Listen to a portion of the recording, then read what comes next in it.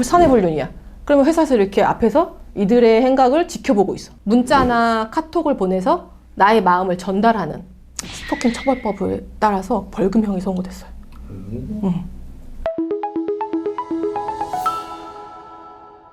안녕하세요. 이혼 전문 박은주 변호사입니다. 요즘에 이슈화되는 이제 법이 있죠. 스토킹 관련해서, 그쵸? 스토킹 처벌법이 시행이 되면서부터 많은 이제 뭐 문제들이 수면화됐다고 할까? 예전에 사실은 스토킹 범죄라는 거는 되게 가볍게 봤었어요, 사람들이. 그 처벌도 사실은 경범죄 처벌법을 따라서 아주 작은 정도의 과태료 막 이렇게 나왔단 말이에요. 그리고 그거를 수사하는 경찰관들도 뭐 신고가 들어오면은 알아서 무슨 해결하십시오 라고 해서 되게 가볍게 치부하는 경향이 있었어요. 근데 그게 그 심각성이 너무 커졌잖아요, 솔직히. 그래서 이제 최근에 스토킹 처벌법 관련해서 이제 법이 시행되고 있고, 내가 형사 전문도 아닌데 왜 이런 얘기를 하냐. 내가 다루는 이 이혼 및 상간 사건에서도 스토킹 범죄에 관련해서 굉장히 많이 요즘에 문제가 되고 있기 때문입니다, 여러분. 어떤 문제가 있을까요? 작년인가 재작년인가 제가 탐정업, 흥신소 이런 거에 대해서 제가 올린 영상이 하나가 있는데, 그때 당시에 1, 2년 전에 법이 개정되면서 타인의 사생활을 조사하는 행위를 업으로 하는 걸 불법으로 정하고 있다가 그게 폐지가 됨으로써 탐정업이라고 하는 일들을 하시는 분들이 양성화됐다고 그럴까? 그래서 사람을 미행하는 거 자체, 그런 것들이 불법 행위에 해당되지 않는 선에서는 합법이 됐단 말이에요. 발품 팔아가지고 막 복면 쓰고 막 이렇게 따라가는 거 있잖아요. 괜찮았단 말이에요. 근데 이번에 스토킹 처벌법 관련해가지고 이게 문제가 될 수 있어요, 여러분. 스토킹하고 지금 배우자 외도 증거 잡는 거랑 이게 뭔 상관이냐 생각할 수 있는데, 복잡한 문제가 있습니다, 여러분. 이게 진짜 있었던 일이에요. 다 저희 의뢰인들한테 있었던 일입니다. 그 배우자가 외도를 해서 집을 나갔어. 그러면은 이 피해 배우자 입장에서는 이혼소송 대비를 하다 아니면 상간소송을 위해서 증거가 필요하잖아요. 그래서 상간행위를 하는 그들의 뒤를 따라가게 됩니다. 뭐 숙박업소에 가는 것도 찍고, 뭐 카페에서 서로 스킨십 하는 것도 찍고, 증거들을 확보하기 위한 우리가 액션들을 취하게 되죠. 우리가 스토킹 처벌법을 한번 보면요, 어떻게 돼 있냐면 스토킹 행위에 대해서 이렇게 나와 있어요. 스토킹이란 상대방의 의사에 반해서 정당한 이유 없이 지속적으로 라는 3개의 조건이 붙어요. 예를 들어서 이런 스토킹 행위들이 한 번 일어났다라는 건 스토킹에 해당되지 않죠. 스토킹의 가장 근본적인 행위의 성질은 지속성이라는 거 있잖아요. 그리고 정당한 이유도 없어야 돼. 정당한 이유가 있으면 스토킹이 아니래. 그리고 상대방의 의사에 반하지 않은 행동들은 스토킹이 아니야. 공유가 나를 막 따라다녀. 내 의사에 반하지 않아. 스토킹이 아니야, 그거는. 알겠죠, 여러분? 피해자의 의사가 굉장히 중요합니다. 이런 조건들에서 있어서의 구체적인 스토킹 행위는 뭐라고 이제 규정해 놓느냐면요, 법에서 가장 처음에 접근하거나 따라다니거나 진로를 막는 행위. 여기서 문제되는 게 뭐예요? 따라다니거나. 이거를 스토킹으로 규정하고 있어요. 그 다음에 다른 행위들을 보면은요, 주거, 직장, 학교, 그 밖에 일상적으로 생활하는 장소 또는 그 부근에서 기다리거나 지켜보는 행위. 배우자가 집을 나갔어. 그래서 회사는 다녀. 불사내불륜이야. 그러면 회사에서 이렇게 앞에서 이들의 행각을 지켜보고 있어. 스토킹에 해당될 수 있단 말이에요. 우리가 일반적으로 외도와 관련돼서 스토킹 처벌로 해당할 수 있는 지금 이거 조항들이 있단 말이에요. 이런 것들이 스토킹에 해당된다고 했기 때문에 어떻게 해요? 그 부정행위를 하는 당사자들이 경찰에 신고해요. 불안해서 못 살겠다. 흥신소를 신고할 수도 있고, 흥신소를 교사한 그 배우자를 신고할 수도 있고, 같이 신고하는 경우도 많고 그렇겠죠.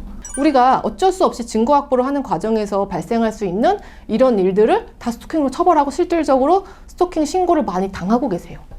억울하지 않습니까, 여러분? 지금 그러면은 변호사님, 스토킹으로 처벌하려고 하면은 정당한 이유가 없어야지 된다면서요. 이건 정당한 이유가 있잖아요. 배우자의 외도 행위에 대한 증거를 확보하기 위한 정당한 목적이 있지 않습니까? 라고 얘기할 수 있죠. 근데 실질적으로 제주에서 최근에 판결 선고된 게 있는데, 배우자가 실제로 외도를 해서 그 외도 증거의 확보 목적으로 흥신소를 이용을 해가지고 배우자를 미행하고 쫓고 막 이러는 행위에 대해서 이들이 스토킹으로 신고를 했었거든요.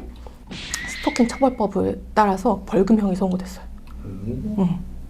1박 2일에 걸쳐가지고 11시간 연속으로 따라다녔다는 거예요. 근데 거기에 심지어 판사는 따라다닌 거에 대해서 정당성을 인정할 수 없다.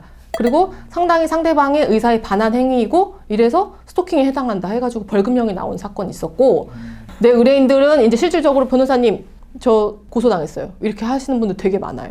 근데 이제 그런 분들 중에서는 수사 단계에서 이게 무슨 스토커냐, 이거 정당한 이유가 있으니까 무혐의 처분 난다라고 해서 끝나는 분들도 많아요. 참 케바케인 것 같아요. 이렇게 되면 우리가 부정행위의 증거를 확보하기 위해서 내가 형사처벌을 받게 될 위험성을 안고서 내가 시작해야 되는 그런 또 힘든 상황이 우리가 또 되지 않았습니까?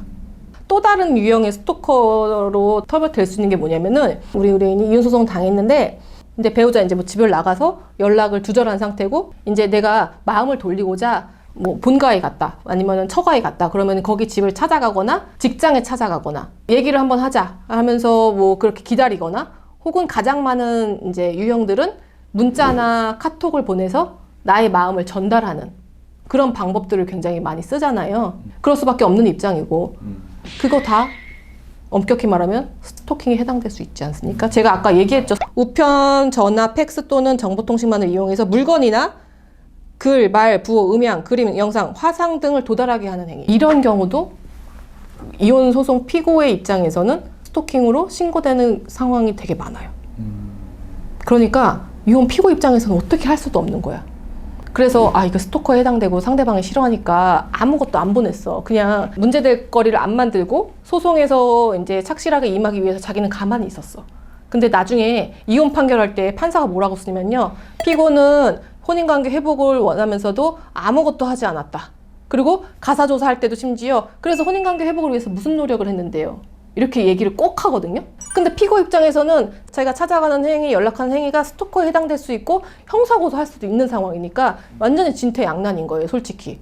이러지도 못하고 저러지도 못해. 근데 또 사실은 그걸 받는 사람 입장에서도 이해는 되죠. 나는 싫은데 왜 자꾸 일방적으로 연락을 하고 찾아오고 하는지 모르겠다. 좋고 싫고를 떠나서 내가 정말로 불안감을 느낄 수도 있고 서로의 입장이 다른 것 같아요. 근데 제가 오늘 말씀드리고 싶은 거는 이혼 소송의 기각을 바라는 피고 입장에서 스토킹 처벌법 때문에 그런 형사고소의 위험성이 좀 높아졌으니까 이런 걸 조금 조심을 했으면 좋겠다라는 취지에서 말씀을 드려봤어요. 그래서 제가 요즘에 참 상담하기가 조금 어려운 게 혼인관계 회복을 원하면서 이혼 기각을 바라시는 분들이 오셔가지고 이제부터 뭐를 하면 되겠냐라고 저한테 많이 조언을 구하시는데 제가 예전에는 배우자의 마음을 좀 돌리기 위해서 이런저런 시도들을 해보자라고 적극적으로 많이 권했지만 요즘에는 그게 다 형사처벌의 대상이 될 수 있기 때문에 제가 쉽게 권하지 못해요. 많이 좀 상황은 힘들어졌어요. 오늘 영상이 유익하셨다면요, 구독과 좋아요 눌러주세요. 안녕.